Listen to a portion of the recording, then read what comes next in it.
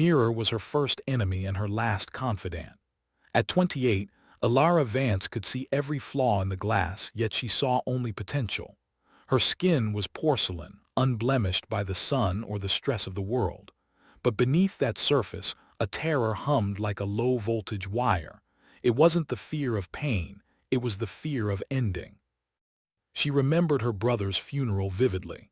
The way his face had gone slack, how quickly the color drained from him until he looked like wax.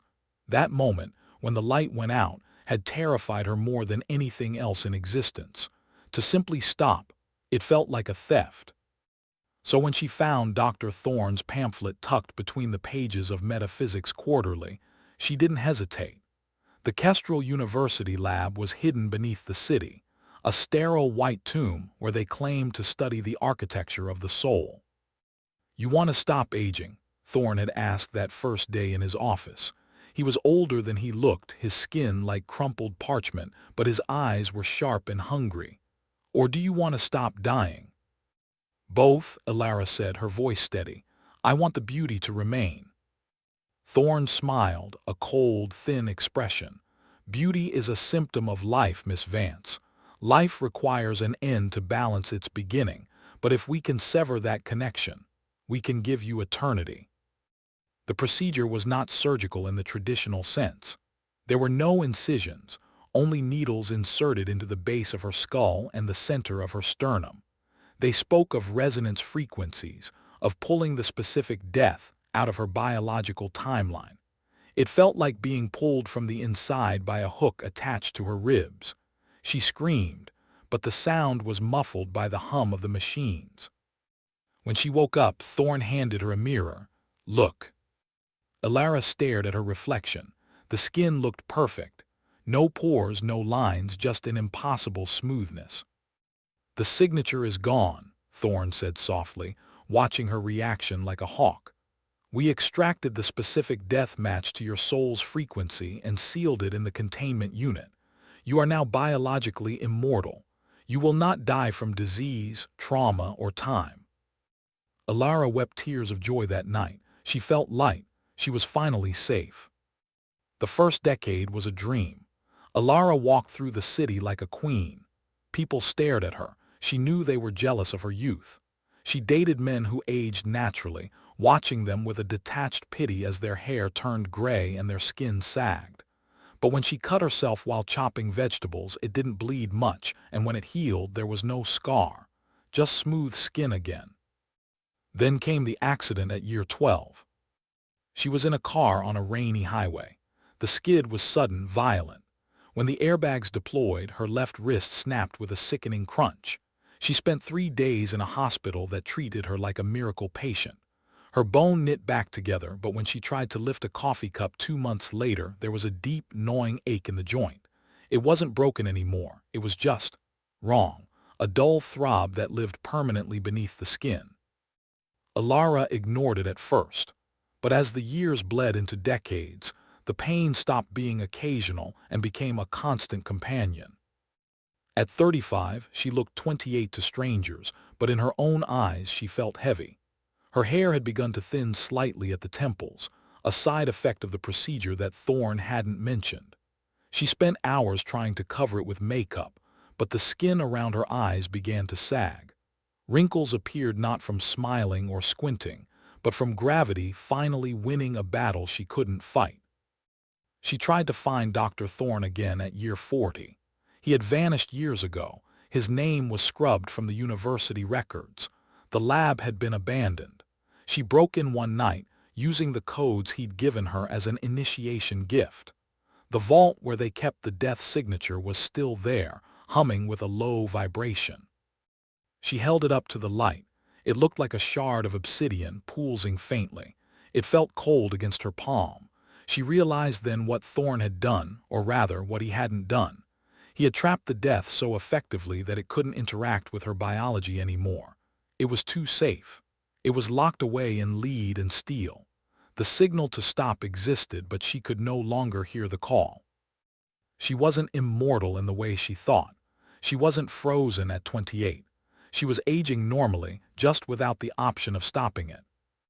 By year 60, The pain was a symphony of suffering. Her knees were ruined from decades of walking. They clicked and ground like stones in a mixer. A scar from a fall when she was 50 remained red and raised on her shin, never fading to white. She carried every wound she had ever sustained as a permanent tattoo on her soul's map. She watched the world change while she rotted inside it. Technology advanced.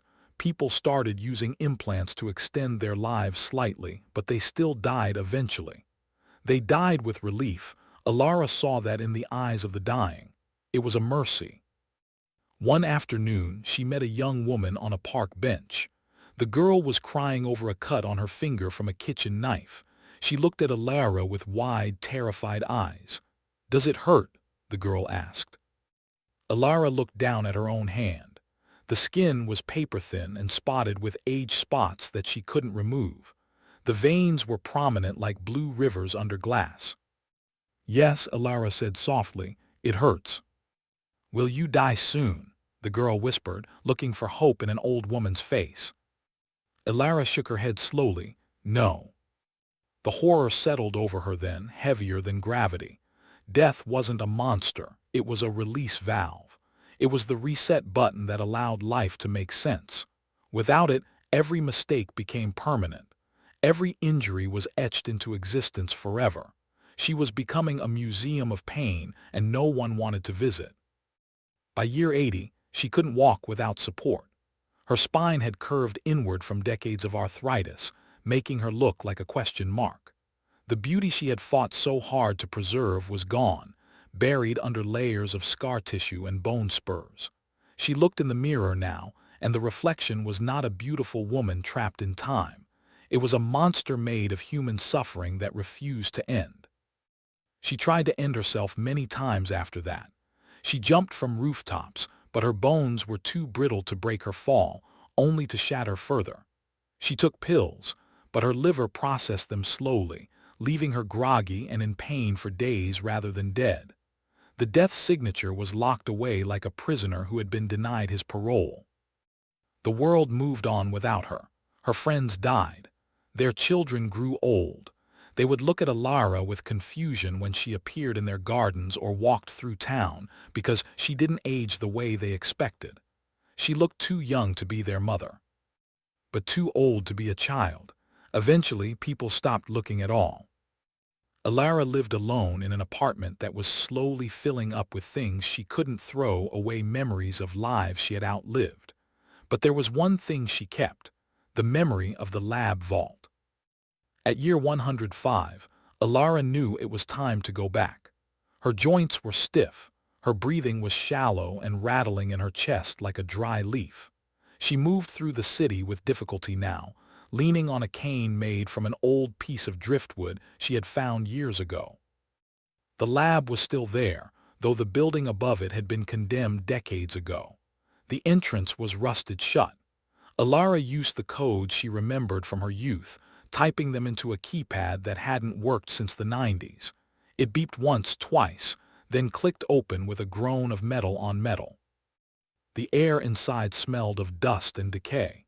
She found the containment unit in the back room. The obsidian shard was still there, pulsing faintly in the dark. Alara reached out with trembling hands. Her fingers were gnarled now, knuckles swollen with arthritis. It took her an hour to pry the seal open, a mechanism designed for a younger person's grip. When it finally gave way, she lifted the shard into her lap. It was heavy, not physically, but spiritually. It was the weight of every ending she had denied herself, every death she had stolen from the universe by stealing her own. She held the shard over her heart. The pain in her chest flared up, a sharp white-hot spike that felt like a knife twisting. She gasped, tears streaming down her face. They were old tears now, salty and thick. "Thank you," she whispered to the shard. "I'm sorry." She wasn't thanking it for taking her life. She was thanking it for being there when she needed it most. For centuries, she had fought against this object because she thought it wanted her dead. Now she understood. It was waiting for permission to be kind. The realization hit her with the force of a physical blow. Death was not an enemy. It was a mercy. It was the only thing that made life precious because it was finite. To live forever without the option to end is not immortality. It is a sentence. Alara closed her eyes. She thought about the pain in her knees, the ache in her spine, the scar on her shin, the gray hair she had tried to dye for decades. All of it would fade. The scars would vanish from her skin, but more importantly, the memory of them would cease to exist. She pressed the shard against her chest. She didn't smash it. She let it dissolve into her. It was like a key turning in a lock that had been rusted shut for a century. The pain stopped instantly. The crushing weight lifted from her shoulders. Her breathing slowed, not as a struggle, but as a surrender. The darkness that came wasn't the void of nothingness she had feared at 28. It was warm. It was heavy like a blanket on a winter night. Alara Vance lay still in the dust of the abandoned lab. For the first time in 105 years, her body finally rested. Her heart beat once more, a soft, fatting rhythm, and then stopped. The scars faded from her skin as if they had never been there. The pain dissolved into silence. The beauty she had fought so desperately to keep was no longer needed. It didn't matter anymore. She had become young again in death, just for a moment before the end. Outside, the city continued to hum with life and noise. A car drove by on the street above, its headlights cutting through the dark window of the lab. Inside, there was no struggle left. Just peace. Just the quiet acceptance that some things are meant to stay in the past. Alara slept now, and she did not wake up again. The universe had been balanced once more. The debt was paid. And for the first time since she had made her bargain with Thorn, Alara Vance was free.